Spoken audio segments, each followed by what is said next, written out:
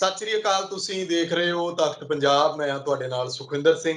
ਮੇਰੇ ਨਾਲ ਪੰਜਾਬ ਖੇਤੀਬਾੜੀ ਯੂਨੀਵਰਸਿਟੀ ਦੇ ਸਾਬਕਾ ਅਸਿਸਟੈਂਟ ਪ੍ਰੋਫੈਸਰ ਤੇ ਮੌਜੂਦਾ ਸਮੇਂ ਦੇ ਵਿੱਚ ਵਾਟਰ ਰਿਸੋਰਸਿਸ ਦੇ ਮਾਹਰ ਕੈਨੇਡਾ ਤੋਂ ਡਾਕਟਰ ਹਰਮਨਜੀਤ ਸਿੰਘ ਮੌਜੂਦ ਨੇ। ਗੱਲਬਾਤ ਅਸੀਂ ਖੇਤੀ ਸੰਕਟ ਦੇ ਆਲੇ ਦੁਆਲੇ ਉੱਠਦੇ ਸਵਾਲਾਂ ਉੱਤੇ ਕਰਾਂਗੇ। ਅੱਗੋਂ ਪੰਜਾਬ ਸਰਕਾਰ ਜਿਹੜੀ ਹੈ ਉਹ ਬਜਟ ਲੈ ਕੇ ਆ ਰਹੀ ਹੈ। ਕਿਸਾਨਾਂ ਨੂੰ ਕਾਫੀ ਉਮੀਦਾਂ, ਹਰ ਵਰਗ ਨੂੰ ਉਮੀਦਾਂ ਨੇ, ਪਰ ਖਾਸ ਕਰ ਜਦੋਂ ਗੱਲ ਖੇਤੀ ਪ੍ਰਧਾਨ ਸੂਬੇ ਦੇ ਵਿੱਚ ਖੇਤੀ ਦੀ ਹੁੰਦੀ ਹੈ ਤਾਂ ਸਵਾਲ ਉੱਠਦੇ ਨੇ। ਸਵਾਗਤ ਹੈ ਤੁਹਾਡਾ ਹਰਮਨਜੀਤ ਸਿੰਘ ਜੀ। ਸਤਿ ਸ਼੍ਰੀ ਅਕਾਲ ਜੀ ਸੁਖਵਿੰਦਰ, ਸਤਿ ਸ਼੍ਰੀ ਅਕਾਲ। ਧੰਨਵਾਦ। ਹਰਮਨਜੀਤ ਸਿੰਘ ਜੀ, ਸਰਕਾਰ ਜਿਹੜੀ ਕੇਂਦਰ ਦੀ ਹੈ ਉਹਨਾਂ ਨੇ ਐਮਐਸਪੀ ਦੇ ਵਿੱਚ ਵਾਧਾ ਕੀਤਾ। ਤਕਰੀਬਨ 10 ਤੋਂ ਵੱਧ ਫਸਲਾਂ ਜਿਹੜੀਆਂ ਨੇ ਉਹਦੇ ਵਿੱਚ ਰੱਖੀਆਂ ਗਈਆਂ, ਪਰ ਸਭ ਤੋਂ ਵੱਧ ਜਿਹੜਾ ਚਰਚਾ ਹੋਈ ਹੈ ਉਹ ਝੋਨੇ ਦੀ ਫਸਲ ਦੀ ਹੋਈ ਹੈ ਕਿ ਝੋਨੇ ਦੇ ਉੱਤੇ 100 ਰੁਪਇਆ ਵਾਧਾ ਕਰਤਾ। ਆਪਣੇ ਵੱਲੋਂ ਵੀ ਉਹਨਾਂ ਨੇ ਵੱਡੀਆਂ ਵੱਡੀਆਂ ਟੈਗ ਲਾਈਨਾਂ ਲਾ ਕੇ ਉਹਦਾ ਪ੍ਰਚਾਰ ਕੀਤਾ, ਜਦਕਿ ਬਾਕੀ ਫਸਲਾਂ ਜਿਨ੍ਹਾਂ ਤੇ 300 ਤੋਂ ਲੈ ਕੇ 500 ਤੱਕ ਦਾ ਐਮਐਸਪੀ ਵਧਾਇਆ ਪਿਆ, ਤੇ ਸੋਇਆਬੀਨ ਦੀ ਗੱਲ ਹੋ ਗਈ, ਤਿਲਾਂ ਦੀ ਗੱਲ ਹੋ ਗਈ, ਮੂੰਗ ਦੀ ਗੱਲ ਹੋ ਗਈ, ਇਸ ਤਰ੍ਹਾਂ ਬਾਕੀ ਫਸਲਾਂ ਦੇ ਉੱਤੇ ਸਾਡੇ ਇੱਥੇ ਉਹ ਪ੍ਰਚਾਰ ਨਹੀਂ ਕੀਤਾ ਜਾ ਰਿਹਾ ਕਿਸਾਨਾਂ ਨੂੰ ਕਿ ਉਸ ਪਾਸੇ ਵੱਲ ਨੂੰ ਉਤਸ਼ਾਹਿਤ ਕੀਤਾ ਜਾਵੇ। ਕੀ ਇਹ ਕਿਸਾਨਾਂ ਦੇ ਲਈ ਫਾਇਦੇਮੰਦ ਨਹੀਂ ਜੇ ਕੇਂਦਰ ਸਰਕਾਰ ਨੇ ਐਮਐਸਪੀ 'ਚ ਵਾਧਾ ਕੀਤਾ ਤਾਂ? ਇਹਦੇ ਸੁਖਵਿੰਦਰ ਜੀ 2-3 ਤੱਥ ਤੁਸੀਂ ਬੜੀ ਵਧੀਆ ਗੱਲ ਕੀਤੀ। ਜਿਹੜੀ ਇਹ ਆਪਣੇ ਪਹਿਲਾਂ ਆਪਾਂ ਪੰਜਾਬ ਤੇ ਆਉਣ ਤੋਂ ਪਹਿਲਾਂ ਵੀ ਜਿਹੜੀ ਸੈਂਟਰ ਨੇ ਜਿਹੜੀ ਐਮਐਸਪੀ ਡਿਕਲੇਅਰ ਕੀਤੀ ਆ, ਸੋ ਇਹਦੇ ਵਿੱਚ ਦੇਖੋ, ਇਹ ਪਤਾ ਅੱਜ ਕੱਲ ਰਿਵਾਜ ਹੀ ਬਣ ਗਿਆ ਹੈ। ਉਹ ਕਹਿਣਗੇ ਅਸੀਂ ਇੰਨੇ ਲੱਖ ਦਾ ਪ੍ਰੋਜੈਕਟ ਬਣਾਤਾ, ਇੰਨੇ ਕਰੋੜ ਦਾ। ਪੈਸਿਆਂ 'ਚ ਗੱਲ ਕਰਨਗੇ, ਕਦੇ ਵੀ ਪ੍ਰਤੀਸ਼ਤ 'ਚ ਗੱਲ ਨਹੀਂ ਕਰਦੇ। ਸੋ ਮੈਂ ਦੇਖ ਰਿਹਾ ਸੀ ਇਹਨਾਂ 14 ਫਸਲਾਂ ਦੇ ਵਿੱਚੋਂ ਸਿਰਫ 3 ਫਸਲਾਂ ਆ ਜਿਨ੍ਹਾਂ ਦੇ ਵਿੱਚ ਵਾਧਾ ਜਿਹੜਾ ਕੀਤਾ ਗਿਆ ਉਹ ਇਨਫਲੇਸ਼ਨ ਦਰ ਤੋਂ ਵੱਧ ਕੀਤਾ ਗਿਆ। ਸਿਰਫ ਜਾਣੀ ਕਿ ਸੋਇਆਬੀਨ, ਤਿਲਾਂ ਤੇ ਜਵਾਰ ਦੇ ਵਿੱਚ ਵਾਧਾ ਜਿਹੜਾ ਉਹ 6.7 ਤੋਂ ਕੀਤਾ ਗਿਆ। ਜੇ ਪਿਛਲੇ ਸਾਲ ਦੀ ਆਪਾਂ ਇਨਫਲੇਸ਼ਨ ਦਰ ਮਹਿੰਗਾਈ ਦਰ ਦੇਖ ਲਈਏ ਤਾਂ ਉਹ 6.7% ਵਧੀ ਆ। ਸੋ ਸਿਰਫ ਇਹਦੇ ਸੋਇਆਬੀਨ 8.8% ਵਧਾਈ ਗਈ, ਤਿਲ 7.1 ਤੇ ਜਵਾਰ 8.4। ਤੇ ਜਿਹੜਾ ਆਪਣਾ ਝੋਨੇ ਦੀ ਗੱਲ ਕਰਦੇ ਆ, ਇਹਦੇ ਵਿੱਚ ਵਾਧਾ ਸਿਰਫ 5.1 ਕੀਤਾ ਗਿਆ। ਸੋ ਇਹਦਾ ਮਤਲਬ ਜ਼ਿਮੀਦਾਰ ਤਾਂ ਹੋਰ ਘੱਟ ਦੇ ਵਿੱਚ ਜਾਣਗੇ। ਸੋ ਜੇ ਉਹਨਾਂ ਦੀ ਇਨਫਲੇਸ਼ਨ ਦਰ ਨੂੰ ਹੀ ਆਪਾਂ ਨੇ ਧਿਆਨ ਦੇ ਵਿੱਚ ਰੱਖਿਆ, ਸੋ ਇਹਦੇ ਇਸ ਦੇ ਨਾਲ ਜਾਣੀ ਕਿਸਾਨਾਂ ਨੂੰ ਕੋਈ ਬੜਾ ਫਾਇਦਾ ਨਹੀਂ ਹੋਇਆ। ਇਸੇ ਕਰਕੇ ਪੰਜਾਬ ਦੇ ਜਾਂ ਸਾਰੇ ਭਾਰਤ ਦੇ ਜਿਹੜੇ ਕਿਸਾਨ ਆ ਉਹ ਇਹ ਤੋਂ ਉਤਸ਼ਾਹਿਤ ਨਹੀਂ, ਕੋਈ ਇਹਨੂੰ ਬਹੁਤ ਆਪਣਾ ਲੋਕ ਹਿੱਤ ਫੈਸਲਾ ਨਹੀਂ ਗਿਣਦੇ ਹੈਗੇ। ਜਿਵੇਂ ਬੜੀਆਂ ਫਸਲਾਂ ਜਿਹੜੀਆਂ ਵੀ ਜੇ 14 ਦੇ ਵਿੱਚੋਂ 3 ਤੇ ਕੀਤਾ ਤਾਂ 10-12 ਤਾਂ ਉਹਦਾ ਇਨਫਲੇਸ਼ਨ ਰੇਟ ਤੋਂ ਘੱਟ ਵਾਧਾ ਹੋਇਆ। ਬਾਜਰੇ ਦੇ ਵਿੱਚ ਸਿਰਫ 4.4% ਵਾਧਾ ਕੀਤਾ ਗਿਆ। ਸੋ ਬਾਜਰਾ ਇੱਕ ਮੁੱਖ ਫਸਲ ਹੋ ਸਕਦੀ ਹੈ ਜੇ ਆਪਾਂ ਕ੍ਰੌਪ ਡਾਇਵਰਸੀਫਿਕੇਸ਼ਨ ਦੀ ਗੱਲ ਕਰਦੇ ਹਾਂ। ਸੋ ਇਸ ਤਰ੍ਹਾਂ ਮਤਲਬ ਉਹ ਆਪਾਂ ਨੂੰ ਉਸ ਪਾਸੇ ਵੱਲ ਉਤਸ਼ਾਹਿਤ ਕਰਨ ਲਈ ਕੁਛ ਨਹੀਂ ਕੀਤਾ ਗਿਆ। ਸੋ ਪਰ ਇਹਦੇ ਪਾਸੇ ਮੈਂ ਇਹਦੇ ਨਾਲ ਇੱਕ ਦੂਜੀ ਗੱਲ ਵੀ ਜੁੜੀ ਹੋਈ ਆ। ਜੇ ਪੰਜਾਬ ਦੇ ਪੰਜਾਬੀਆਂ ਨੂੰ ਇਹ ਆ ਵੀ ਜੇ ਆਪਾਂ ਝੋਨੇ 'ਚ ਪੈਸੇ ਮਿਲ ਗਏ ਤੇ ਆਪਾਂ ਝੋਨੇ ਦਾ ਖਹਿੜਾ ਨਹੀਂ ਛੱਡਣਾ ਤੇ ਆਪਾਂ ਪਾਣੀ ਮੁਕਾ ਕੇ ਬਹਿ ਜਾਾਂਗੇ। ਸੋ ਮੈਂ ਤਾਂ ਕਈ ਵਾਰੀ ਕਹਿੰਦਾ ਹੁੰਦਾ ਵੀ ਬਲੈਸਿੰਗ ਇਨ ਡਿਸਗਾਈਜ਼, ਕੁੱਬੇ ਦੇ ਵੱਜੀ ਲੱਤ। ਸੋ ਜੇ ਕੇਂਦਰ ਸਰਕਾਰ ਸਾਡਾ ਝੋਨੇ ਵਾਲੇ ਪਾਸਿਓਂ ਹੱਥ ਫੜਨਾ ਛੱਡ ਦੂਗੀ ਤਾਂ ਆਪਾਂ ਝੋਨੇ ਦਾ ਖਹਿੜਾ ਛੱਡ ਦਾਂਗੇ ਤੇ ਆਪਾਂ ਪੰਜਾਬ ਨੂੰ ਬਚਾ ਲਾਂਗੇ, ਪੰਜਾਬ ਦੇ ਪਾਣੀਆਂ ਨੂੰ ਬਚਾ ਲਾਂਗੇ। ਸੋ ਇਹਦੇ ਦੋਨੋਂ ਪਹਿਲੂ ਹੈਗੇ ਆ ਜੀ। ਪਰ ਇੱਥੇ ਤਾਂ ਦੁਹਾਈ ਕਹਿ ਲਓ ਕਿ ਇਸ ਗੱਲ ਦੀ ਦਿੱਤੀ ਜਾਂਦੀ ਹੈ ਕਿ ਇਹ ਨਿਗੂਣੀ ਆ। ਕਿਸਾਨ ਜਥੇਬੰਦੀਆਂ ਵੀ ਕਹਿੰਦੀਆਂ ਕਿ ਝੋਨੇ ਦੇ ਵਿੱਚ ਨਿਗੂਣਾ ਵਾਧਾ ਕੀਤਾ, ਇਹਨੂੰ ਐਮਐਸਪੀ ਨੂੰ ਹੋਰ ਵਧਾਉਣਾ ਚਾਹੀਦਾ। ਨਾ ਉਸ ਪਾਸੇ ਵੱਲ ਨੂੰ ਤਾਂ ਕੋਈ ਗੱਲ ਤੋਰਦਾ ਹੀ ਨਹੀਂ, ਨਾ ਕੋਈ ਉਸ ਪਾਸੇ ਵੱਲ ਨੂੰ ਅੰਦੋਲਨ ਤੋਰਦਾ ਆ ਕਿ ਪੰਜਾਬ ਦੇ ਵਿੱਚ ਫਸਲੀ ਵਿਭਿੰਨਤਾ ਹੋਣੀ ਚਾਹੀਦੀ ਹੈ। ਬਹੁਤ ਫਸਲਾਂ ਨੇ, ਲੋਕ ਘਰੇ ਆਪਣੇ ਗਮਲਿਆਂ 'ਚ ਲਾਈ ਆਉਂਦੇ ਨੇ ਇਹੋ ਜਿਹੇ ਬੂਟੇ। ਜੀ ਬਿਲਕੁਲ ਸੁਖਵਿੰਦਰ ਜੀ, ਮਤਲਬ ਇਹ ਗੱਲ ਨਾ ਜਾਣੀ ਕਿ ਸਾਰੇ ਪਾਸੇ ਹੀ ਲਾਗੂ ਹੁੰਦੀ ਹੈ, ਕਿਉਂਕਿ ਪੰਜਾਬ ਦੇ ਵਿੱਚ ਗੱਲ ਚੱਲਣ ਦੀ ਲੋੜ ਆ ਵੀ ਆਪਾਂ ਪੰਜਾਬ ਦੀ ਖੇਤੀ ਨੂੰ ਝੋਨੇ, ਆਪਾਂ ਪਿਛਲੇ ਪ੍ਰੋਗਰਾਮ 'ਚ ਮੈਂ ਗੱਲ ਕੀਤੀ ਸੀ ਵੀ ਪੰਜਾਬ ਦੀ ਖੇਤੀ ਨੂੰ ਸਾਨੂੰ ਝੋਨੇ ਤੋਂ ਬਿਨਾਂ ਸੋਚਣਾ ਚਾਹੀਦਾ। ਮਤਲਬ ਵੀ ਝੋਨੇ ਦੀ ਕੋਈ ਥਾਂ ਨਹੀਂ ਹੈਗੀ, ਆਪਾਂ ਇਹ ਸੋਚ ਕੇ ਕਰੀਏ। ਉਹਦੇ ਵਿੱਚ ਜਿਵੇਂ ਹੁਣ ਬਜਟ ਆ ਰਿਹਾ, ਜਾਣੀ ਕਿ ਬੜਾ ਇੰਪੋਰਟੈਂਟ ਬਜਟ ਹੋਊਗਾ, ਸਰਕਾਰ ਨੇ ਪਹਿਲਾ ਬਜਟ ਆਪਣਾ ਪੇਸ਼ ਕਰਨਾ ਹੈ। ਸੋ ਇਹਦੇ ਤੋਂ ਲੋਕਾਂ ਨੂੰ ਆਸਾਂ ਨੇ। ਮਤਲਬ ਹਾਲੇ ਤੱਕ ਜਿਹੜੀ ਸਰਕਾਰ ਦੀ ਕਾਰਗੁਜ਼ਾਰੀ ਉਹ ਇਸ ਕਿਸਮ ਦੀ ਰਹਿ ਰਹੀ ਆ ਵੀ ਜਿਹੜਾ ਵੀ ਮੁਸ਼ਕਿਲ ਆ ਜਾਂਦੀ ਆ ਉਹਨੂੰ ਟੈਂਪਰੇਰੀ ਤੌਰ ਤੇ ਹੱਲ ਕਰ ਲਿਆ ਜਾਂਦਾ। ਜਿਵੇਂ ਉਹ ਕਹਿੰਦੇ ਨਹੀਂ ਹੁੰਦੇ, ਟਾਇਰ ਨੂੰ ਪੈਚ ਲਾਤੇ ਜਾਂਦੇ ਆ, ਵੀ ਉਹ ਪੂਰਾ ਪ੍ਰਬੰਧ ਨਹੀਂ ਕੀਤਾ ਜਾਂਦਾ ਵੀ ਟਾਇਰ ਪੈਂਚਰ ਨਾ ਹੋਵੇ ਜਾਂ ਸਾਰੀ ਟਿਊਬ ਬਦਲਣ ਵਾਲੀ ਗੱਲ ਨਹੀਂ ਹੋ ਰਹੀ। ਹੁਣ ਆਪਾਂ ਨੂੰ ਹੈਗੀ ਆ ਵੀ ਪੰਜਾਬ ਦੇ ਵਿੱਚ ਆਪਾਂ ਨੂੰ ਟਾਇਰ ਟਿਊਬ ਦੋਨੋਂ ਹੀ ਬਦਲਣ ਦੀ ਲੋੜ ਆ। ਸੋ ਉਹਦੇ ਖਾਤਰ ਇਹਨਾਂ ਨੂੰ ਚਾਹੀਦਾ ਤਾਂ ਇਹ ਸੀ ਬਜਟ ਆਉਣ ਤੋਂ ਪਹਿਲਾਂ ਇਹ ਖੇਤੀ ਜਿਹੜੇ ਆਪਣੇ ਅਰਥ ਸ਼ਾਸਤਰ ਦੇ, ਖੇਤੀ ਅਰਥ ਸ਼ਾਸਤਰ ਦੇ ਮਾਹਰ, ਉਹ ਜਿਹੜੇ ਪ੍ਰੋਡਕਸ਼ਨ ਦੇ ਮਾਹਰ ਆ ਉਹ, ਤੇ ਜਿਹੜੇ ਪਾਣੀ ਦੇ ਮਾਹਰ ਆ ਉਹ, ਉਹਨਾਂ ਸਾਰਿਆਂ ਦੀ ਕਮੇਟੀ ਬਣਾਉਂਦੇ, ਉਹਨਾਂ ਤੋਂ ਸਿਫਾਰਿਸ਼ਾਂ ਲੈਂਦੇ ਤੇ ਉਹਨਾਂ ਨੂੰ ਕਹਿੰਦੇ ਵੀ ਆਪਾਂ ਨੇ ਸਾਡੇ ਇਹ ਸਰਕਾਰ ਆਪਣਾ ਵਿਜ਼ਨ ਦੇ ਦਿੰਦੀ ਵੀ ਅਸੀਂ ਆਹ ਕੁਛ ਕਰਨਾ ਚਾਹੁੰਦੇ ਹਾਂ। ਕਹਿਣ ਨੂੰ ਤਾਂ ਬਿਆਨ ਸਾਰੇ ਇਹੀ ਦੇ ਰਹੇ ਆ, ਕਿਉਂਕਿ ਜਦੋਂ ਤੋਂ ਭਗਵੰਤ ਮਾਨ ਜੀ ਜਾਂ ਜਿਨ੍ਹਾਂ ਦੇ ਆਪ ਦੇ ਐਮਐਲਏ ਉਹੀ ਕਹਿੰਦੇ ਅਸੀਂ ਫਸਲ ਬਦਲਵੀਆਂ ਫਸਲਾਂ ਦਾ ਖਰੀਦਣ ਦਾ ਪ੍ਰਬੰਧ ਕਰਾਂਗੇ। ਮੂੰਗੀ ਬਾਰੇ ਉਹਨਾਂ ਨੇ ਐਲਾਨ ਵੀ ਕੀਤਾ, ਪਰੰਤੂ ਇਹਨਾਂ ਨੂੰ ਮਤਲਬ ਨਾ ਮੈਂ ਹਾਫ ਹਾਰਟਡ ਅਪਰੋਚ ਕਹੂੰਗਾ, ਵਿਦਆਊਟ ਵੈਲ ਪਲੈਨਿੰਗ। ਤੇ ਜੇ ਆਪਾਂ ਕੋਈ ਕੰਮ ਬਿਨਾਂ ਤਿਆਰੀ ਤੋਂ ਕਰ ਲਈਏ, ਜੇ ਐਥਲੀਟ ਦੌੜ ਨੂੰ ਚਾਹੇ ਚੰਗਾ ਵੀ ਹੋਵੇ, ਪਰ ਜੇ ਉਹ ਕਦੇ ਗਰਾਊਂਡ ਜਾਵੇ ਨਾ ਤੇ ਅਖੀਰਲੇ ਦਿਨ ਭੱਜਣ ਚਲਾ ਜਾਵੇ ਤਾਂ ਉਹਦੀਆਂ ਖੱਲੀਆਂ ਪੈ ਜਾਂਦੀਆਂ।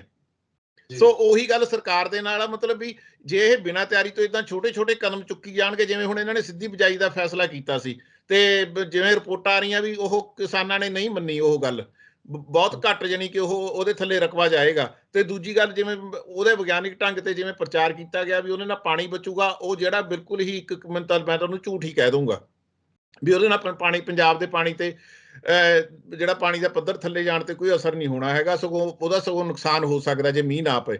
ਸੋ ਇਸ ਕਰਕੇ ਆਪਾਂ ਨਾ, ਮਤਲਬ ਜਦ ਤੱਕ ਆਪਾਂ ਪਹਿਲਾਂ ਬਹਿ ਕੇ ਵਿਚਾਰ ਨਹੀਂ ਕਰਾਂਗੇ, ਆਪਣੀ ਗੁਰਬਾਣੀ ਦੇ ਵਿੱਚ ਵੀ ਗੁਰੂਆਂ ਨੇ ਵੀ ਜਦੋਂ ਗੁਰੂ ਨਾਨਕ ਦੇਵ ਜੀ ਨੇ ਵਿਚਾਰ ਤੋਂ ਗੱਲ ਸ਼ੁਰੂ ਕੀਤੀ ਆ, ਜਦ ਆਪਾਂ ਸੱਦਾਂਗੇ ਨਹੀਂ ਕਿਸੇ ਨੂੰ, ਸਾਰਿਆਂ ਦੇ ਵਿਰੋਧੀਆਂ ਦੇ ਆਪਣਿਆਂ ਦੇ ਵਿਚਾਰ ਸੁਣੀਏ, ਉੱਥੇ ਆਊਟ ਆਫ ਬਾਕਸ ਗੱਲ ਕਰਨ ਵਾਲੇ ਹੋਣ, ਇਹ ਨਹੀਂ ਵੀ ਕਣਕ ਝੋਨੇ। ਹੁਣ ਮੈਂ ਇੱਥੇ ਤੁਹਾਨੂੰ ਇੱਕ ਛੋਟੀ ਜਿਹੀ ਗੱਲ ਉਦਾਹਰਨ ਦਿੰਦਾ।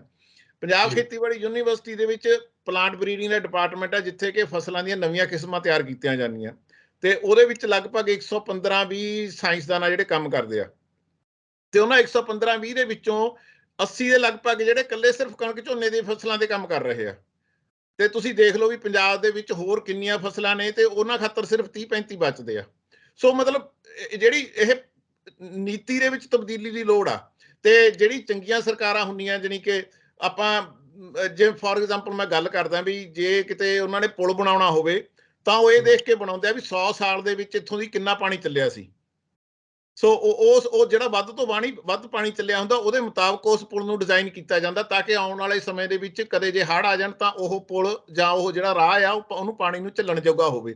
ਸੋ ਇਦਾਂ ਹੀ ਪੰਜਾਬ ਸਰਕਾਰ ਨੂੰ ਵੀ ਚਾਹੀਦਾ ਵੀ ਇਹਨਾਂ ਨੂੰ ਪੂਰਨ ਬਹੁਮਤ ਮਿਲਿਆ, ਤਾਂ ਜੇ ਇਹ ਪੰਜਾਬ ਖਾਤਰ ਕੁਝ ਨਵੀਂ ਪਿਰਤ ਪਾਉਣੀ ਚਾਹੁੰਦੇ ਆ, ਜੀ ਮਤਲਬ ਜਿਵੇਂ ਪੁਰਾਣੀਆਂ 30 ਸਾਲ ਦੀਆਂ ਸਰਕਾਰਾਂ ਕੈਪਟਨ ਤੇ ਬਾਦਲ ਸਾਹਿਬ ਦੀਆਂ ਹੋਈਆਂ, ਵੀ ਉਹਨਾਂ ਨੂੰ ਲੋਕਾਂ ਨੇ ਤਾਂ ਹੀ ਪੱਟ ਕੇ ਪਰੇ ਕੀਤਾ ਵੀ ਉਹਨਾਂ ਨੇ ਕੋਈ ਨੀਤੀਗਤ ਫੈਸਲੇ ਨਹੀਂ ਲਏ, ਉਹਨਾਂ ਨੇ ਕੋਈ ਨੀਤੀਆਂ ਨਹੀਂ ਬਣਾਈਆਂ ਜਿਹੜੇ ਪੰਜਾਬ ਦੇ ਲੋਕਾਂ ਦੇ ਹਿੱਤਾਂ ਖਾਤਰ ਹੁੰਦੀਆਂ। ਇਸੇ ਕਰਕੇ ਪੰਜਾਬ ਦੇ ਜਿਹੜੇ ਨੌਜਵਾਨ ਆ ਜਿਹੜੇ ਉਹ ਬਾਹਰਲੇ ਮੁਲਕਾਂ ਦੇ ਵਿੱਚ ਆਉਣ ਖਾਤਰ ਜਾ ਰਹੇ ਆ। ਸੋ ਇਸ ਕਰਕੇ ਇਹਨਾਂ ਨੂੰ ਚਾਹੀਦਾ ਇਹ ਆ ਵੀ ਨੀਤੀ ਬਣਾਉਣ, ਆਊਟ ਆਫ ਬਾਕਸ ਸੋਚਣ, ਅਤੇ ਉਹਦੀ ਪਲੈਨਿੰਗ ਜੇ ਅੱਜ ਤੋਂ ਇਹ ਨਵੀਂ ਨੀਤੀ ਅੱਜ ਬਣਾਉਣਗੇ ਜਾਂ ਬਜਟ ਦੇ ਵਿੱਚ ਐਲਾਨ ਕਰਦੇ ਆ, ਤਾਂ ਉਸ ਨੀਤੀ ਦੇ ਫਲ ਆਉਂਦੇ ਨੂੰ 4-5 ਸਾਲ ਦਾ ਸਮਾਂ ਲੱਗ ਜਾਣਾ, ਜਦ ਤੱਕ ਨਵੀਆਂ ਇਲੈਕਸ਼ਨ ਆਉਣਗੀਆਂ। ਸੋ ਇਦਾਂ ਮਤਲਬ ਇਹਨਾਂ ਨੂੰ ਕੰਮ ਕਰਨ ਦੀ ਲੋੜ ਆ। ਇਹ ਇਕੱਲੇ MSP ਤੇ ਨਿੱਕੇ ਪੈਚ ਲਾ ਕੇ ਵੀ ਐਤਕੀ ਮੱਕੀ ਖਰੀਦ ਲਾਂਗੇ, ਮੱਕੀ ਨਾ ਹੋਈ ਅਗਲੀ ਵਾਰੀ ਕੋਈ ਹੋਰ ਐਲਾਨ ਕਰਤਾ, ਤੁਹਾਨੂੰ ਸਿੱਧੀ ਬਿਜਾਈ ਦੇ ਪੈਸੇ ਦੇ ਦਿੰਦੇ ਆ। ਸੋ ਇਹ ਪੈਸਾ ਵੀ ਵਿਅਰਥ ਜਾਂਦਾ। ਜਿਵੇਂ ਹੁਣ ਮੈਂ ਸਿੰਪਲ ਗੱਲ ਕਰਦਾ ਵੀ ਜਿਹੜਾ ਬਿਜਲੀ ਸਬਸਿਡੀ ਦਿੱਤੀ ਜਾਂਦੀ ਹੈ, ਇਹ ਬਿਲਕੁਲ ਹੀ ਵਿਅਰਥ ਕਿਸਮ ਦਾ ਖਰਚਾ ਪੰਜਾਬ ਸਰਕਾਰ ਨੇ ਆਪਣੇ ਸਿਰ ਪਾਇਆ ਹੋਇਆ।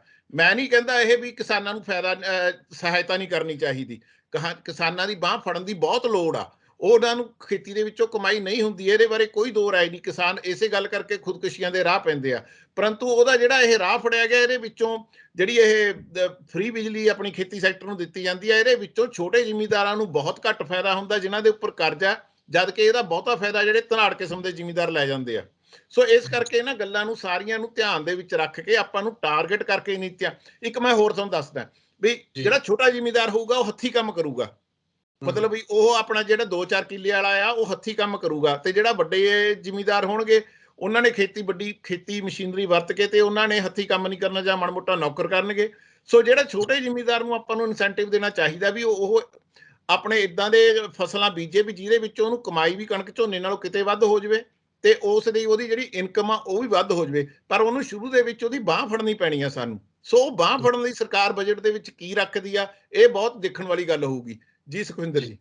ਜੀ ਹਰਮਨਜੀਤ ਸਿੰਘ ਜੀ, ਸਰਕਾਰ ਬੜਾ ਕਹਿੰਦੀ ਹੈ ਕਿ ਅਸੀਂ ਕਿਸਾਨਾਂ ਲਈ ਆਹ ਕਰਤਾ, ਅਸੀਂ ਐਲਾਨ ਕਰਤੇ, ਜਿਵੇਂ ਤੁਸੀਂ ਮੂੰਗੀ ਦੀ ਗੱਲ ਕੀਤੀ ਜਾਂ ਹੁਣ ਟਿਊਬਵੈਲਾਂ ਦੀ ਗੱਲ ਹੈ, ਉਹ ਕਹਿੰਦੇ ਕਿ ਅਸੀਂ ਝੋਨੇ ਨੂੰ ਲੈ ਕੇ, ਮਤਲਬ ਸਾਰੀਆਂ ਫਸਲਾਂ ਨੂੰ ਲੈ ਕੇ ਅਸੀਂ ਯਕੀਨੀ ਬਣਾ ਦਿੰਦੇ ਆ ਕਿਸਾਨਾਂ ਦੇ ਲਈ। ਪਰ ਕਾਰਨ ਕੀ ਰਹਿੰਦਾ ਕਿ ਕਿਸਾਨ ਉਤਸ਼ਾਹਿਤ ਕਿਉਂ ਨਹੀਂ ਹੁੰਦੇ? ਕਿੱਥੇ ਮਤਲਬ ਕਿਸਾਨਾਂ ਦੀ ਮੰਗ ਕੀ ਹੈ? ਜੇ ਉਹ ਗੱਲ ਕਰਦੇ ਨੇ ਕਿ ਸਵਾਮੀਨਾਥਨ ਕਮਿਸ਼ਨ ਦੀ ਰਿਪੋਰਟ ਲਾਗੂ ਹੋ ਜੇ, ਤੇ ਜੇ ਉਹ ਵੀ ਲਾਗੂ ਹੋਗੀ, ਮੈਂ ਕਈਆਂ ਨਾਲ ਗੱਲ ਕੀਤੀ, ਉਹ ਕਹਿੰਦੇ ਤਾਂ ਵੀ ਕਿਸਾਨੀ ਦਾ ਕੋਈ ਹੱਲ ਨਹੀਂ ਹੈਗਾ। ਜੇ ਕਹਿੰਦੇ ਨੇ ਕਿ ਆਮਦਨ ਦੁੱਗਣੀ ਕਰ ਦਾਂਗੇ, ਤਾਂ ਵੀ ਕਹਿੰਦੇ ਕੋਈ ਹੱਲ ਨਹੀਂ ਹੈਗਾ।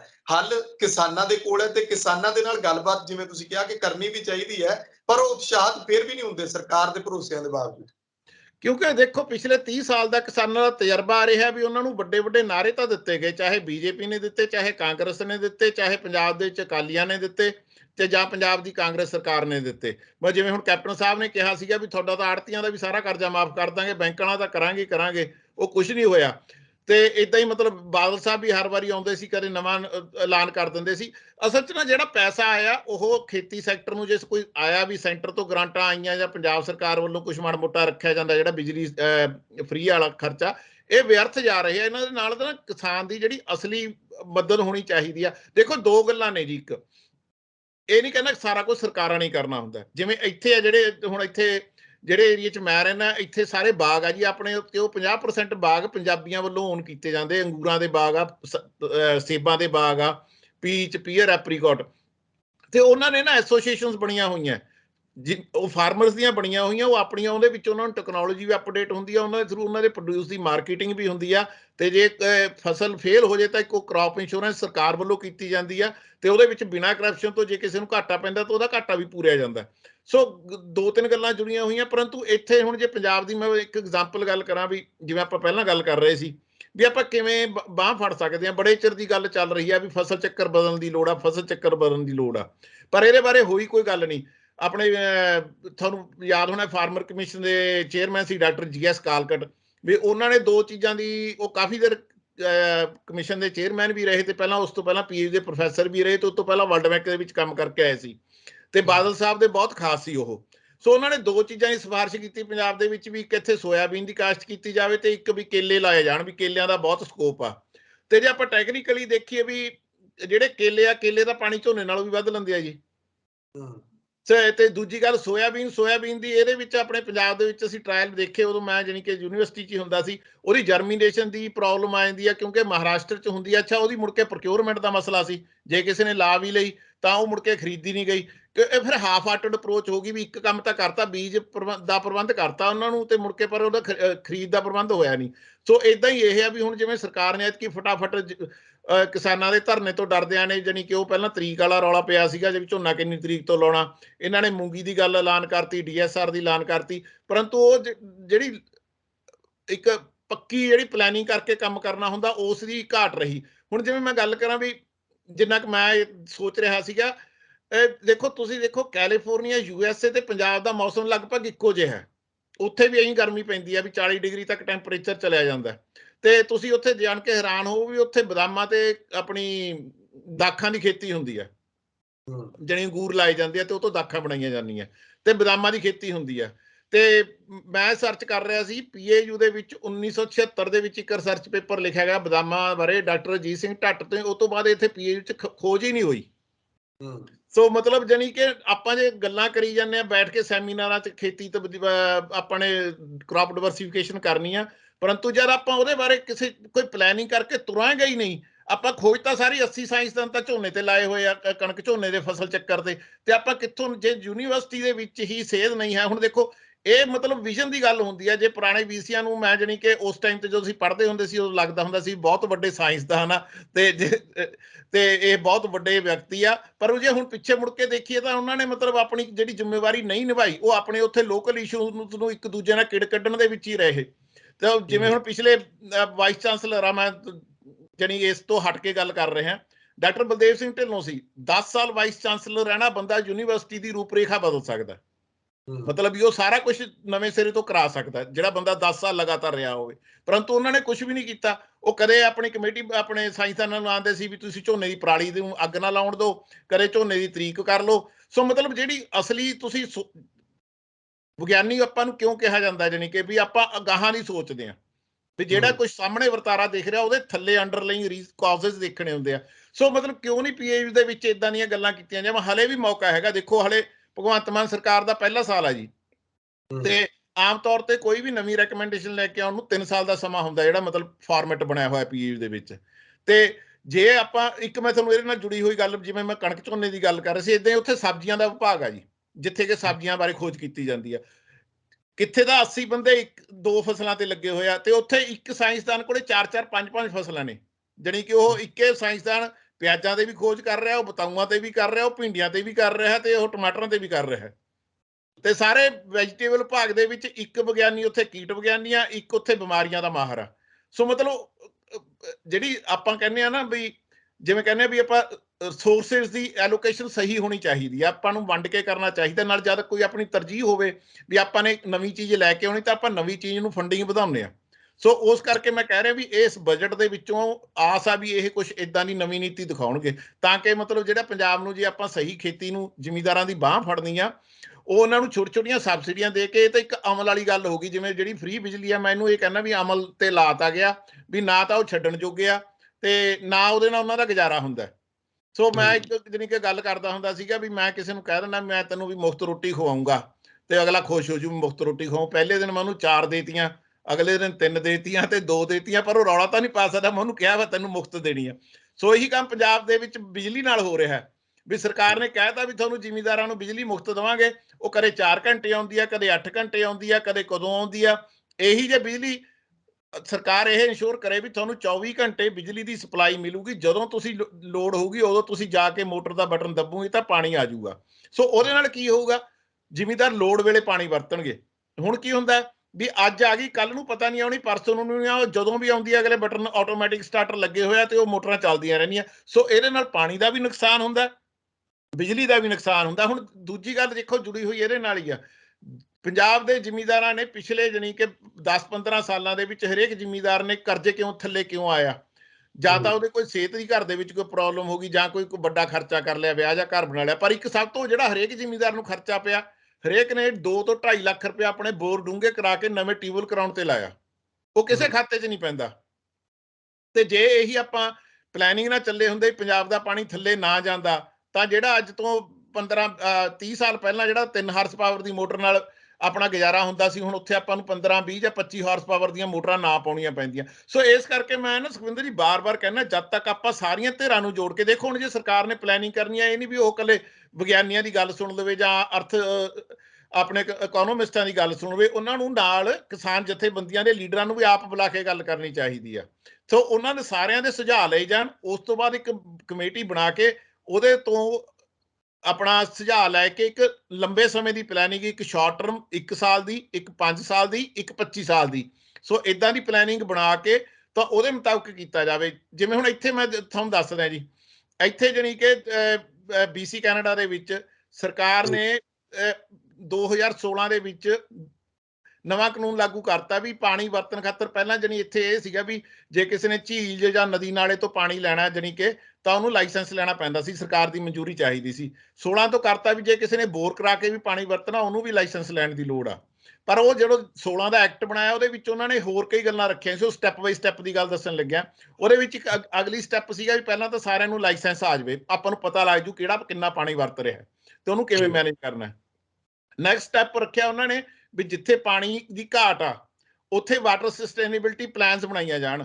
ਉਹਨਾਂ ਪਲਾਨਸ ਦਾ ਇਹ ਹੋਊਗਾ ਵੀ ਆਪਾਂ ਜਿਹੜੇ ਆਪਣੇ ਕੋਲੇ ਜੇ 1000 ਲੀਟਰ ਪਾਣੀ ਵਾਧੂ ਆ ਤਾਂ ਆਪਾਂ ਉਹ 1000 ਲੀਟਰ ਕਿਹੜੇ ਕੰਮ ਖਾਤਰ ਵਰਤਣਾ, ਆਪਾਂ ਨੇ ਉਹਨੂੰ ਇੰਡਸਟਰੀ ਨੂੰ ਦੇਣਾ ਜਾਂ ਆਪਾਂ ਨੇ ਉਹਨੂੰ ਕਣਕ ਪੈਦਾ ਕਰਨ ਖਾਤਰ ਵਰਤਣਾ, ਜਾਂ ਆਪਾਂ ਡ੍ਰਿਪ ਦੇ ਨਾਲ ਉਹਦੇ ਨਾਲ ਵੱਧ ਏਰੀਆ ਲਾ ਕੇ ਆਪਾਂ ਫਰੂਟਸ ਪੈਦਾ ਕਰਨੇ ਆ। ਸੋ ਮਤਲਬ ਇਦਾਂ ਪਲੈਨਿੰਗ ਦੇ ਨਾਲ ਹੋ ਸਕਦਾ। ਅੱਛਾ, ਇਹਦੇ ਵਿੱਚ ਗੱਲ ਹੁੰਦੀ ਹੈ ਇੱਕ ਉਹ ਕੈਰਟ ਐਂਡ ਸਟਿਕ ਵਾਲੀ ਸੁਣੀ ਹੋਣੀ ਆ ਵੀ ਨਾਲੇ ਗਾਜਰ ਵੀ ਦਿਖਾਈ ਜਾਣੇ ਨਾਲੇ ਡੰਡਾ ਵੀ ਦਿਖਾਈ ਜਾਣਾ। ਸੋ ਇਹਦੇ ਵਿੱਚ ਕਿਸਾਨਾਂ ਨੂੰ ਵੀ ਦੋਨੋਂ ਚੀਜ਼ਾਂ ਵਰਤਣੀਆਂ ਪੈਣੀਆਂ ਸਰਕਾਰ ਨੂੰ। ਉਹਨਾਂ ਨੂੰ ਇਹ ਵੀ ਖੁਸ਼ ਕਰਨ ਖਾਤਰ ਉਹਨਾਂ ਨੂੰ ਸਬਸਿਡੀਆਂ ਜਾਂ ਉਹਨਾਂ ਨੂੰ ਰਿਆਇਤਾਂ ਵੀ ਦੇਣੀਆਂ ਪੈਣੀਆਂ। ਪਰ ਜਿੱਥੇ ਉਹ ਗੱਲ ਨਹੀਂ ਮੰਨਣਗੇ, ਜਿਵੇਂ ਮੀਟਰ, ਜੇ ਮੈਂ ਗੱਲ ਕਰ ਰਿਹਾ ਵੀ ਮੋਟਰਾਂ ਤੇ ਮੀਟਰ ਲੱਗਣੇ ਚਾਹੀਦੇ ਆ ਤੇ ਉਹ ਤੇ ਉਹ ਰੌਲਾ ਪਾਉਣਗੇ। ਪਰ ਜੇ ਉਹਨਾਂ ਨੂੰ ਨਾਲ ਜਿਹੜੀ ਗਾਜਰ ਹੈਗੀ ਆ ਵੀ ਤੁਹਾਡੇ ਪਹਿਲੇ ਇੰਨੇ ਯੂਨਿਟ ਮੁਫਤ ਹੋਣਗੇ, ਜਿਹੜਾ ਝੋਨਾ ਨਹੀਂ ਲਾਊਗਾ ਤਾਂ ਉਹਦਾ ਬਿਜਲੀ ਦਾ ਬਿਲਕੁਲ ਨਹੀਂ ਬਿੱਲ ਨਹੀਂ ਆਊਗਾ, ਤਾਂ ਉਹਦੇ ਨਾਲ ਆਪਣਾ ਪਾਣੀ ਵੀ ਬਚੂਗਾ। ਸੋ ਇਦਾਂ ਮਤਲਬ ਨੀਤੀ ਬਣਾਏ ਬਿਨਾਂ ਨਹੀਂ ਗੱਲ ਹੋਣੀ। ਉਹਦੇ ਖਾਤਰ ਜਥੇਬੰਦੀਆਂ ਨੂੰ ਵੀ ਨਾਲ ਜੋੜਨਾ ਬਹੁਤ ਜ਼ਰੂਰੀ ਆ। ਹੁਣ ਜਿਵੇਂ ਅਗਰਾਹਾਂ ਜਥੇਬੰਦੀ ਆ, ਉਹ ਸਾਰੇ ਪੰਜਾਬ ਦੇ ਵਿੱਚ ਅੱਜ ਕੱਲ੍ਹ ਪਾਣੀ ਖਾਤਰ ਕਾਫੀ ਕੰਮ ਕਰ ਰਹੀ ਆ। ਉਹ ਮੈਂ ਪੜ੍ਹ ਰਿਹਾ ਸੀ ਗੜ੍ਹਸ਼ੰਕਰ ਕੋਲੇ ਕਿਸੇ ਕੋਈ ਪੋਲਿਊਸ਼ਨ ਕਰ ਰਹੀ ਫੈਕਟਰੀ ਸਾਬਣ ਬਣਾਉਣ ਦੀ, ਉੱਥੇ ਜਾ ਕੇ ਵੀ ਉਹਨਾਂ ਨੇ ਧਰਨਾ ਲਾਇਆ। ਸੋ ਜੇ ਕਿਸਾਨ ਵੀ ਜਾਗਰਤ ਹੋ ਰਿਹਾ, ਚਾਹੁੰਦੇ ਆ ਵੀ ਪੰਜਾਬ ਦਾ ਪਾਣੀ ਦੀ ਕੁਆਲਿਟੀ ਤੇ ਕੁਆਂਟਿਟੀ ਦੋਨੋਂ ਬਚਾਈਆਂ ਜਾਣ, ਇਹਦੀ ਗੁਣਵੱਤਾ ਵੀ ਤੇ ਇਹਦੀ ਮਿਕਦਾਰ ਵੀ। ਸੋ ਜੇ ਉਹ ਸਮਝ ਰਿਹਾ, ਉਹ ਤਿਆਰ ਆ, ਕਹਿੰਦੇ ਅਸੀਂ ਕਰਨ ਨੂੰ ਤਿਆਰ ਆ, ਤਾਂ ਸਰਕਾਰ ਨੂੰ ਅੱਗੇ ਪਹਿਲ ਕਦਮੀ ਕਰਕੇ ਇਹ ਤੇ ਨੀਤੀ ਬਣਾਉਣੀ ਚਾਹੀਦੀ ਹੈ, ਕਮੇਟੀਆਂ ਬਣਾਉਣੀਆਂ ਚਾਹੀਦੀਆਂ। ਇੱਕ ਸੁਖਵਿੰਦਰ ਜੀ ਮੈਂ ਗੱਲ ਕਰਕੇ ਇਹ ਤੋਂ ਬਾਅਦ ਮੈਂ ਇਸ ਜਵਾਬ ਦਾ ਦੇਖੋ, ਕੱਲ ਮੈਂ ਪਿਛਲੇ 2-4 ਦਿਨਾਂ ਦੀ ਦੇਖ ਰਿਹਾ ਸੀਗਾ ਸਿੱਧੂ ਮੂਸੇਵਾਲੇ ਦੇ ਮਤਲਬ ਉਸ ਤੋਂ ਬਾਅਦ ਕਾਂਗਰਸ ਨੇ ਕੱਲ ਜਾ ਕੇ ਧਰਨਾ ਲਾਇਆ। ਉਹ ਪਤਾ ਨਹੀਂ ਲੱਗਿਆ ਵੀ ਮੈਨੂੰ ਕਿਉਂ ਧਰਨਾ। ਬਾਅਦ ਦੇ ਵਿੱਚ ਉਹਨਾਂ ਨੇ ਕਿਹਾ ਅਸੀਂ ਤਾਂ ਜੀ ਆਪਣੀ ਲਾਅ ਐਂਡ ਆਰਡਰ ਦੀ ਗੱਲ ਖਾਤਰ ਧਰਨਾ ਲਾਉਣ ਗਏ ਸੀ। ਲਾਅ ਐਂਡ ਆਰਡਰ ਤਾਂ ਪੰਜਾਬ ਦੇ ਵਿੱਚ ਪਿਛਲੇ ਮੈਨੂੰ ਲੱਗਦਾ ਵੀ 80 ਤੋਂ ਹੀ ਲਾਅ ਐਂਡ ਆਰਡਰ ਤਾਂ ਖਰਾਬ ਚੱਲਿਆ ਹੁੰਦਾ। ਸੋ ਗੱਲ ਇਹ ਆ ਵੀ ਤੁਸੀਂ ਅਸਲੀ ਮੁੱਦੇ ਆ ਜਿਹੜੇ ਪੰਜਾਬੀਅਤ ਜਿਹੜੀ ਖਤਮ ਹੋਣ ਦੇ ਕੰਢੇ ਤੇ ਆਈ ਪਈ ਆ। ਆਪਣਾ ਸਾਰੇ ਨੌਜਵਾਨ ਬਾਹਰ ਆ ਗਏ ਤਾਂ ਪੰਜਾਬ ਤੇ ਵੀ ਪੰਜਾਬੀ ਰਹਿਣੇ ਹੀ ਨਹੀਂ। ਤੁਸੀਂ ਉੱਥੇ ਦਾ ਸਕੂਲ ਸਿਸਟਮ ਖਰਾਬ ਕਰਤਾ, ਤੁਸੀਂ ਹੈਲਥ ਸਿਸਟਮ ਖਰਾਬ ਕਰਤਾ। ਜੇ ਤੁਸੀਂ ਗੱਲ ਕਰਨੀ ਹੈ ਤੁਸੀਂ ਕੋਈ ਉਸਾਰੂ ਹੁਣ ਅੱਜ ਕੱਲ੍ਹ ਮੈਂ ਤਾਂ ਕਹਿੰਦਾ ਕਾਂਗਰਸ ਤੇ ਜੇ ਅਕਾਲੀ ਦਲ ਦੇ ਸਾਰੇ ਸਾਬਕਾ ਤੇ ਮੌਜੂਦਾ MLA ਵਗੈਰਾ ਜਾਂ ਲੀਡਰ ਸਾਰੇ ਵਿਹਲੇ ਆ। ਇਹਨਾਂ ਨੂੰ ਬੇਨਤੀ ਆ ਮੇਰੀ ਵੀ ਤੁਸੀਂ ਕਿਤਾਬਾਂ ਪੜ੍ਹੋ, ਕੋਈ ਚੰਗੀਆਂ ਨੀਤੀਆਂ ਬਣਾਓ, ਪਾਲਿਸੀ ਬਣਾ ਲਓ ਆਪਣੀ। ਜਿਵੇਂ ਸ਼ੈਡੋ ਕੈਬਨਿਟ ਇੱਥੇ ਬਣਦੀ ਆ ਵੀ ਜਿਹੜੀ ਇੱਕ ਤਾਂ ਜਿਹੜੀ ਪਾਰਟੀ ਜਿੱਤ ਕੇ ਆ ਗਈ ਉਹਨਾਂ ਦੀ ਕੈਬਨਿਟ ਬਣ ਜਾਂਦੀ ਆ, ਉਹਦੇ ਵਿੱਚ ਜਾਣੀ ਕਿ ਉਹ ਐਗਰੀਕਲਚਰ ਮਿਨਿਸਟਰ ਬਣ ਗਿਆ, ਤੇ ਜਿਹੜੀ ਆਪੋਜੀਸ਼ਨ ਦੇ ਵਿੱਚ ਹੋਊਗੀ ਉਹਨਾਂ ਦਾ ਸ਼ੈਡੋ ਕੈਬਨਿਟ ਮਿਨਿਸਟਰ ਹੋਊਗਾ ਐਗਰੀਕਲਚਰ ਦਾ। ਤੇ ਇਦਾਂ ਹੀ ਮਤਲਬ ਤੁਸੀਂ ਵੀ ਇਹ ਕੁਝ ਕਰੋ ਨਾ, ਤੁਸੀਂ ਆਪਣੇ ਬੰਦਿਆਂ ਨੂੰ ਦਿਓ ਵੀ ਹਾਂ ਤੂੰ ਸ਼ੈਡੋ ਕੈਬਨਿਟ ਦਾ, ਤੂੰ ਹੋਮ ਮਿਨਿਸਟਰ ਆ, ਤੂੰ ਦੱਸ ਵੀ ਸਰਕਾਰ ਨੂੰ ਕੀ ਕਰਨਾ ਚਾਹੀਦਾ, ਤੇ ਤੈਨੂੰ ਵੀ ਸਵਾਲ ਪੁੱਛੇ ਜਾਣ ਵੀ ਜੇ ਤੇਰੀ ਨੀਤੀ ਦੇ ਵਿੱਚ ਨਹੀਂ। ਸੋ ਇਹਨਾਂ ਨੂੰ ਵੀ ਚਾਹੀਦਾ, ਲੀਡਰਾਂ ਨੂੰ ਵੀ। ਅੱਜ ਕੱਲ ਇਹ ਹੁਣ ਮੈਨੂੰ ਤਾਂ ਲੱਗਦਾ ਬੇਤੁਕਾ ਨਹੀਂ, ਪਰ ਉਹ ਛੋਟੇ ਮੁੱਦਿਆਂ ਨੂੰ ਵੱਡਿਆ ਬਣਾਇਆ ਜਾ ਰਿਹਾ। ਜਿਵੇਂ ਹੁਣ ਬੰਦੀ ਸਿੰਘਾਂ ਦਾ ਮੁੱਦਾ ਹੈ, ਇਹ ਇਕੱਲੇ ਬੰਦੀ ਸਿੰਘਾਂ ਦਾ ਨਹੀਂ, ਸਾਰੇ ਭਾਰਤ ਦੇ ਵਿੱਚ ਜਾਣੀ ਕਿ ਆਪਾਂ ਜੇ ਕਹੀਏ ਤਾਂ ਵੀ ਘੱਟ ਗਿਣਤੀਆਂ ਤੇ ਜਾਂ ਜਿਹੜੇ ਲੋਕ ਹੱਕਾਂ ਦੀ ਗੱਲ ਕਰਨ ਵਾਲੇ ਲੋਕਾਂ ਨੂੰ ਜੇਲ੍ਹਾਂ ਦੇ ਵਿੱਚ ਤਾੜਿਆ ਜਾ ਰਿਹਾ, ਕਿਸੇ ਨੂੰ ਦੇਸ਼ ਧਰੋਹੀ ਕਹਿ ਕੇ, ਕਿਸੇ ਨੂੰ ਕੁਛ ਕਹਿ ਕੇ। ਸੋ ਆਪਾਂ ਨੂੰ ਸਾਰਿਆਂ ਦੇ ਸਿੱਖੀ ਤਾਂ ਸਾਨੂੰ ਦੱਸਦੀ ਹੈ ਵੀ ਸਾਰਿਆਂ ਦੇ ਹੱਕ ਦੀ ਗੱਲ ਕਰਨੀ ਆ, ਪਰ ਅਕਾਲੀ ਦਲ ਵੱਲੋਂ ਇਹਨੂੰ ਬੰਦੀ ਸਿੰਘਾਂ ਨਾਲ ਜੋੜ ਕੇ ਤੇ ਬਾਕੀ ਸਾਰੇ ਮੁੱਦੇ ਉਹਨਾਂ ਨੇ ਖਤਮ ਕਰਤੇ। ਉਹਨਾਂ ਦਾ ਇਲੈਕਸ਼ਨ 'ਚ ਜਾਣ ਖਾਤਰ ਇਕੱਲਾ ਬੰਦੀ ਸਿੰਘਾਂ ਦਾ ਮੁੱਦਾ ਹੈ, ਜਦ ਕਿ ਪੰਜਾਬ ਦੇ ਵਿੱਚ ਸਭ ਤੋਂ ਵੱਡਾ ਮੁੱਦਾ ਖੇਤੀ ਸੰਕਟ ਤੇ ਪਾਣੀ ਦਾ ਸੰਕਟ ਆ, ਨੌਜਵਾਨਾਂ ਦੀ ਬੇਰੁਜ਼ਗਾਰੀ ਤੇ ਨਸ਼ਿਆਂ ਦਾ। ਸੋ ਮਤਲਬ ਆਪਾਂ ਨੇ ਮੁੱਦੇ ਹੀ ਸਿਲੈਕਟ ਕਰਨੇ ਆਪਾਂ ਨੂੰ ਨਹੀਂ ਆਉਂਦੇ ਤੇ ਆਪਾਂ ਪਲੈਨਿੰਗ ਕਿੱਥੋਂ ਕਰ ਲਾਂਗੇ ਜੀ। ਸੁਖਵਿੰਦਰ ਜੀ ਜੀ ਮੇਰਾ ਆਖਰੀ ਸਵਾਲ ਹੈ ਹਰਮਨਜੀਤ ਸਿੰਘ ਜੀ, ਕਿ ਜਦੋਂ ਆਪਾਂ ਗੱਲ ਕਰਦੇ ਹਾਂ ਕਿ ਕਿਸਾਨਾਂ ਨੂੰ ਫਸਲੀ ਵਿਭਿੰਨਤਾ ਵੱਲ ਤੁਰਨਾ ਚਾਹੀਦਾ, ਤਾਂ ਉਹਦੇ ਵਿੱਚ ਮੈਨੂੰ ਏਦਾਂ ਲੱਗਦਾ ਹੈ ਕਿ ਜਿਹੜੇ ਕਿਸਾਨ ਕਣਕ ਤੇ ਝੋਨਾ ਬੀਜਦੇ ਨੇ ਉਹਨਾਂ ਨੂੰ ਏਦਾਂ ਲੱਗਦਾ ਕਿ ਅਸੀਂ ਬਸ ਇੱਥੋਂ 6 ਮਹੀਨੇ ਬਾਅਦ ਫਸਲ ਹੋਈ ਤੇ ਚੱਕੀ ਟਰੈਕਟਰ ਟਰਾਲੀ ਤੇ ਮੰਡੀ 'ਚ ਢੇਰੀ ਕਰਤੀ ਉੱਥੇ। ਮਤਲਬ ਕਿ ਉਹਨਾਂ ਨੂੰ ਦੂਜੀਆਂ ਫਸਲਾਂ ਦੇ ਮੁਕਾਬਲੇ ਏਦਾਂ ਡਰ ਲੱਗਦਾ ਕਿ ਜੇ ਦੂਜੀਆਂ ਫਸਲਾਂ ਬੀਜੀਆਂ ਤਾਂ ਉਹਦੀ ਮਾਰਕੀਟਿੰਗ ਕਿਵੇਂ ਹੋਏਗੀ, ਉਹਦੀ ਮੰਡੀਕਰਨ ਕਿਵੇਂ ਹੋਏਗਾ, ਉਹਦਾ ਪੈਸਾ ਕਿੱਦਾਂ ਮਿਲੇਗਾ। ਕਈ ਹੁਣ ਇੱਥੇ ਕਰਦੇ ਵੀ ਨੇ, ਮੈਂ ਦੇਖਿਆ ਪੰਜਾਬ 'ਚ ਕੋਈ ਡਰੈਗਨ ਫਰੂਟ ਦੀ ਖੇਤੀ ਕਰ ਰਿਹਾ, ਕੋਈ ਘਰਾਂ 'ਚ ਮਾੜੇ ਮੋਟੇ ਆਪਣੇ ਤਰੀਕੇ ਦੇ ਤਜਰਬੇ ਕਰ ਲੈਂਦੇ ਨੇ, ਹੋਰ ਵੀ ਬੜੇ ਇਹੋ ਜਿਹੇ ਕੋਈ ਗੰਨਿਆਂ ਦੀ ਖੇਤੀ ਕਰ ਰਿਹਾ ਆ ਕਮਾਦ ਦੀ। ਪਰ ਸਵਾਲ ਇਹੀ ਉੱਠਦਾ ਕਿ ਆਖਿਰਕਾਰ ਡਰ ਇਸ ਗੱਲ ਦਾ ਸਰਕਾਰ ਕਿਵੇਂ ਦੂਰ ਕਰੇਗੀ? ਕਿਉਂ ਮੰਡੀਕਰਨ ਨੂੰ ਲੈ ਕੇ ਕਿਸਾਨਾਂ 'ਚ ਡਰ ਹੈ? ਇਸੇ ਕਰਕੇ ਉਸ ਪਾਸੇ ਜਾਂਦੇ ਨਹੀਂ। ਆਹ ਸੌਖਾ ਲੱਗਦਾ ਉਹਨਾਂ ਨੂੰ ਕਿ ਇਧਰੋਂ ਟਰਾਲੀ ਭਰੀ ਤੇ ਉਧਰ ਢੇਰੀ ਕਰਤੀ। ਦੇਖੋ ਸੁਖਵਿੰਦਰ ਜੀ, ਤੁਸੀਂ ਬੜੀ ਵਧੀਆ ਗੱਲ ਕੀਤੀ। ਮੈਂ ਜਿਵੇਂ ਪਹਿਲਾਂ ਗੱਲ ਬਦਾਮਾਂ ਦੀ ਕਰਕੇ ਹਟਿਆ, ਕੈਲੀਫੋਰਨੀਆ ਦੇ ਮੌਸਮ ਦੀ। ਸੋ ਬਦਾਮਾਂ ਨੂੰ ਨਾ ਥੋੜਾ ਠੰਡ ਦਾ ਹੈ ਵੀ ਉਹਨਾਂ ਨੂੰ ਸਿਆਲ ਦੇ ਵਿੱਚ ਥੋੜੀ ਠੰਡ ਚਾਹੀਦੀ ਆ, ਪਰ ਪੰਜਾਬ ਦੇ ਨਾਲ ਲਗਭਗ ਮੌਸਮ ਮਿਲਦਾ। ਔਰ ਮੈਂ ਪੰਜਾਬ ਦੇ ਕਈ ਘਰਾਂ ਦੇ ਵਿੱਚ ਮੇਰੀ ਬਾਗਬਾਨੀ ਦੇ ਮਾਹਰਾਂ ਨਾਲ ਗੱਲ ਵੀ ਹੋਈ, ਉਹ ਕਹਿੰਦੇ ਪੰਜਾਬ ਦੇ ਵਿੱਚ ਬਦਾਮ ਲੱਗ ਸਕਦੇ ਆ। ਹੁਣ ਬਦਾਮਾਂ ਦੀ ਕਾਸ਼ਤ ਸੁਣ ਲਓ ਤੁਸੀਂ। ਬਦਾਮਾਂ ਦੀ ਕਾਸ਼ਤ ਦੇ ਵਿੱਚ ਬਦਾਮਾਂ ਦੇ ਬੂਟਿਆਂ ਨੂੰ ਪਾਣੀ ਲਾਉਣਾ ਆਪਾਂ ਡ੍ਰਿਪ ਇਰੀਗੇਸ਼ਨ ਨਾਲ, ਤੁਪਕਾ ਸਿੰਚਾਈ ਦੇ ਨਾਲ, ਪਾਣੀ ਬਚ ਗਿਆ ਜੀ ਆਪਣਾ। ਤੇ ਬਦਾਮਾਂ ਦੇ ਬੂਟੇ ਦੇ 1 ਜਾਂ 2 ਜਾਂ 4 ਸਪਰੇਆਂ ਹੋ ਜਾਣਗੀਆਂ, ਉਹਨਾਂ ਦੀ ਕਾਂਟ ਛਾਂਟ ਕਰਨੀ ਪੈਣੀ। ਜਿਹੜੀ ਕਾਂਟ ਛਾਂਟ ਕਰਨੀ ਆ ਉਹ ਵੀ ਮਸ਼ੀਨਾਂ ਨੇ ਕਰਨੀ ਆ, ਤੇ ਜਦੋਂ ਬਦਾਮ ਝਾੜਨੇ ਆ ਉਹ ਵੀ ਬਦਾਮ ਝਾੜਨ ਵਾਲੀ ਮਸ਼ੀਨ ਨੇ ਆ ਜਾਣਾ।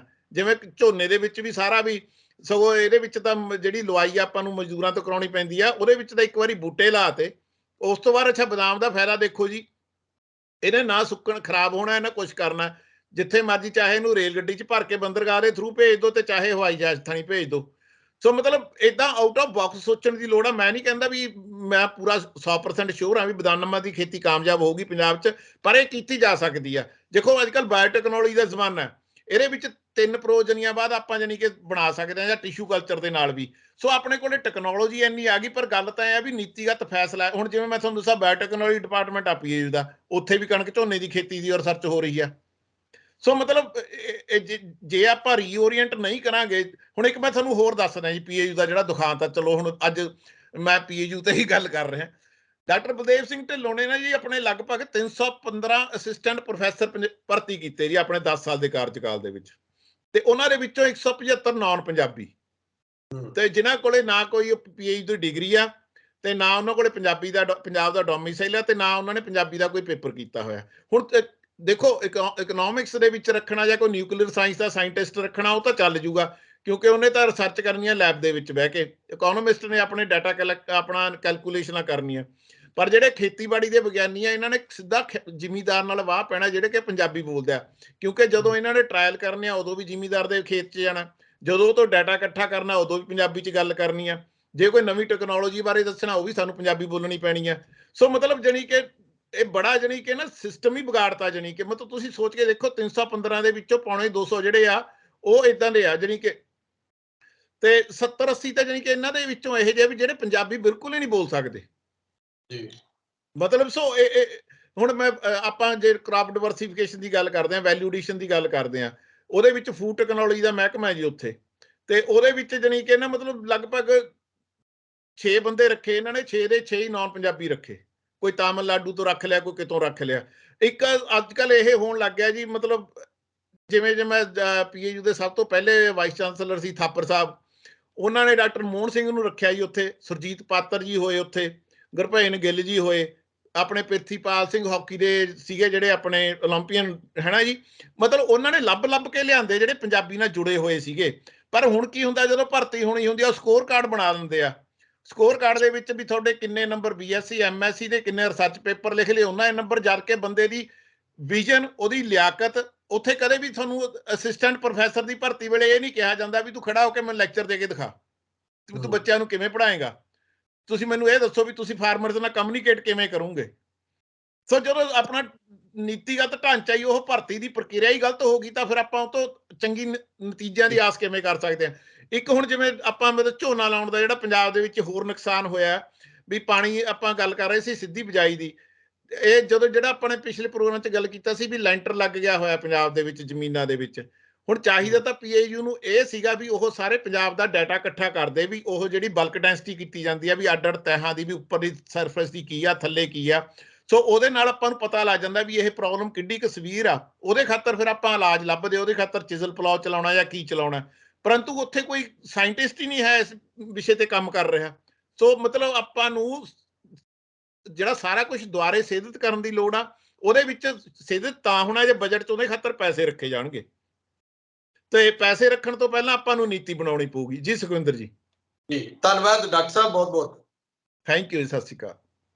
ਸੋ ਮੇਰੇ ਨਾਲ ਮੌਜੂਦ ਸਰ ਪੰਜਾਬ ਖੇਤੀਬਾੜੀ ਯੂਨੀਵਰਸਿਟੀ ਦੇ ਸਾਬਕਾ ਅਸਿਸਟੈਂਟ ਪ੍ਰੋਫੈਸਰ ਤੇ ਮੌਜੂਦਾ ਸਮੇਂ ਦੇ ਵਿੱਚ ਕੈਨੇਡਾ ਦੇ ਵਿੱਚ ਵਾਟਰ ਰਿਸੋਰਸਸ ਦੇ ਮਾਹਰ ਡਾਕਟਰ ਹਰਮਨਜੀਤ ਸਿੰਘ। ਗੱਲਬਾਤ ਕੀਤੀ ਹੈ ਕਿਸਾਨਾਂ ਦੇ ਮੁੱਦੇ ਉੱਤੇ। ਉਮੀਦ ਕਰਦੇ ਹਾਂ ਕਿ ਸਰਕਾਰ ਤੱਕ ਇਹ ਗੱਲਾਂ ਕਿਸਾਨਾਂ ਤੱਕ ਪਹੁੰਚਣਗੀਆਂ, ਉਹ ਇਹਨਾਂ ਨੂੰ ਵਿਚਾਰਨਗੇ ਤੇ ਉਸ ਤੋਂ ਬਾਅਦ ਬਜਟ ਦੇ ਵਿੱਚ ਕੀ ਕੁਝ ਲੈ ਕੇ ਆਉਂਦਾ ਜਾਂਦਾ ਉਹਦੇ ਉੱਤੇ ਵੀ ਨਜ਼ਰ ਰਹੇਗੀ। ਤੁਸੀਂ ਆਪਣੇ ਵਿਚਾਰ ਕਮੈਂਟ ਜ਼ਰੂਰ ਕਰਿਓ।